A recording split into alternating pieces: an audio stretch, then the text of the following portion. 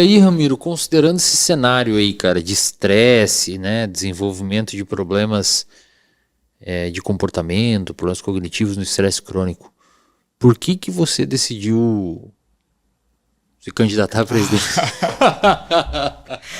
Por que que eu não evitei essa situação Por estressora, que né? você decidiu aí, cara? Conta aí pra galera qual que é. Eu acho que esse episódio aqui vai sair início de julho, então é mais ou menos um período que a, a candidatura ainda está válida, né? Isso, Não foram, ainda não aconteceram as votações. isso. Explica um pouco aí para a galera que está assistindo o que é psicólogo, profissional da psicologia, como é que funciona isso, o que vai ser, quando vai ser. Tá.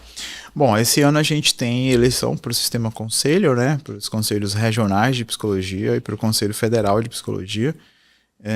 A eleição propriamente vai ocorrer de 23 a 27 de agosto. É uma votação online, tá? Então você entra no sistema do CRP, todos os psicólogos inscritos têm um login, uma senha, e ao entrar lá você vai votar na chapa regional, né, do seu regional, e na chapa federal, né? Tem a opção também de votação presencial, tá? Você pode ir até a sede do seu CRP, lá tem uma cédula, uma urna, enfim, mas é mais provável que a pessoa vai votar online, né? As eleições do conselho ocorrem a cada 3 anos e a gente esse ano tem 4 chapas concorrentes, né? Sendo 2 delas de oposição e 2 delas que a gente poderia dizer que são da situação porque são pessoas que compõem o sistema atual, né? Houve uma ruptura, enfim. Cara, assim, eu acho que existe uma clara insatisfação da classe com a forma como o conselho tem sido gerido ao longo dos anos, né? E aqui eu me incluo também, né? Sou psicólogo há 10 anos e ao longo desses 10 anos fui observando a forma como a gestão tem sido tocada e estava insatisfeito com isso, né? No ano passado veio o convite para compor uma chapa e eu pensei, por que não?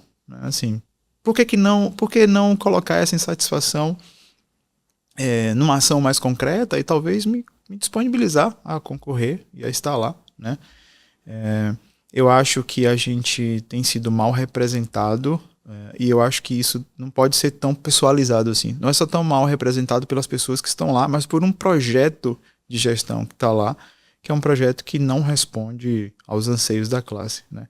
Claramente a gente tem um descompasso entre aquilo que o conselho comunica diariamente e aquilo que a classe demanda do outro lado, né? Então, a gente conseguiu juntar um grupo bastante heterogêneo, Wesley. Tem gente do Brasil inteiro, tem gente de áreas muito diversas, tem gente jovem, tem gente mais velha, com experiência em gestões de regionais, por exemplo.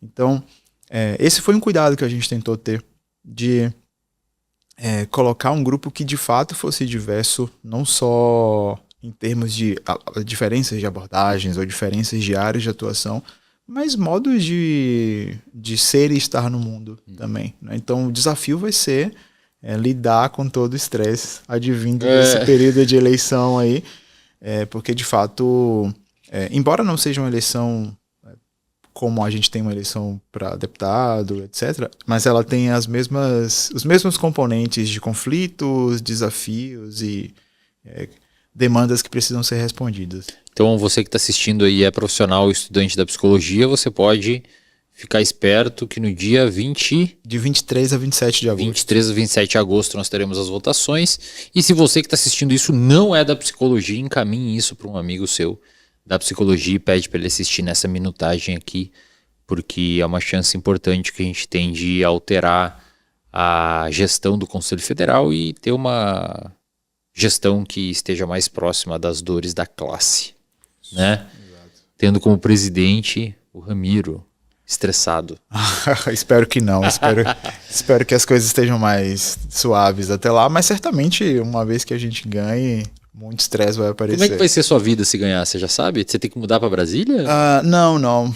Geralmente os presidentes se mantêm residentes nos seus domicílios. A gente tem... É comum que haja pelo menos uma reunião mensal em Brasília, as pessoas se desloquem até lá. Claro que as gestões têm autonomia para gerenciar isso, mas assim, é o que comumente ocorre. Existem outras situações onde o presidente ou a diretoria ou outras pessoas da chapa também precisam estar presentes, Mas, em tese, a gente não precisa residir em Brasília, né, o que, de fato, é uma facilidade. Mas existe uma demanda muito grande por participação em atividades, sejam em atividades no Congresso, por exemplo, né, Congresso Nacional, sejam em atividades em universidades, eventos, assim. Tem muita demanda paralela à própria gestão em si. Entrevistas, né, e tal. Sim. E assim, cara, eu tive uma experiência no Congresso Nacional, quando a gente foi articular a regulamentação da psicoterapia, e a gente foi em gabinetes de vários deputados e alguns senadores, mais deputados, né? A maioria foi deputado. Existe uma subrepresentatividade gigantesca do conselho lá dentro. Uhum.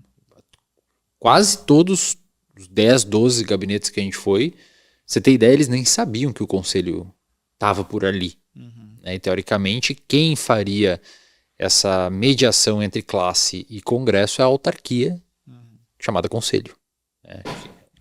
Entre os papéis do conselho, esse é um deles. E aí a gente foi pesquisando e foi conversando, e o presidente do conselho, bem como a sua equipe, tem umas prerrogativas muito legais, cara. Dá para fazer muita coisa legal. É muita coisa legal. Infelizmente, a nossa gestão que está lá acaba não aproveitando essas prerrogativas, mas tem muita coisa legal. Você vai ser chamado para muita coisa. Muitas comissões tendem a pedir a opinião do Conselho Federal de Psicologia sobre pautas de interesse. Vamos fazer uma lei no trabalho aqui não sei aonde. O que o Conselho Federal pensa, né? Então isso é legal, cara. Sim, sim. Se fala muito, né? Isso acabou sendo um argumento de defesa muitas vezes. Mas o conselho não deve interferir nessas coisas, porque a função do conselho é regulamentar e fiscalizar a profissão.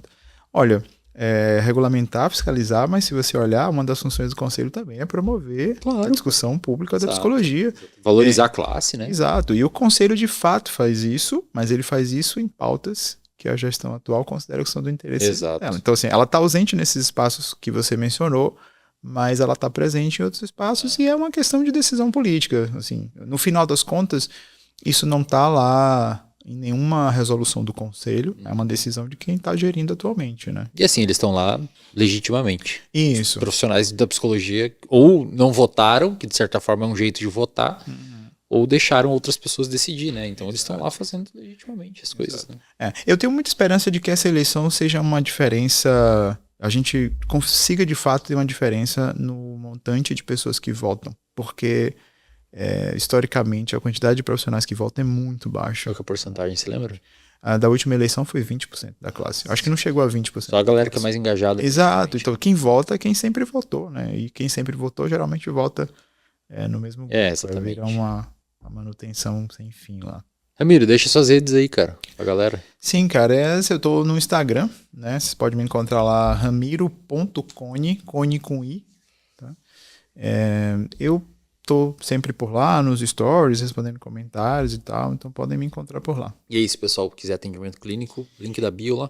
No link da bio você tem um Linktree lá, você consegue acessar, tem contatos, redes, e-mail, currículo profissional, acadêmico. Você pode me encontrar por lá. Maravilha. Obrigado, viu, cara? Valeu, cara. Eu que agradeço o convite. Foi muito bom. Pessoal, inscrevam-se aí no canal.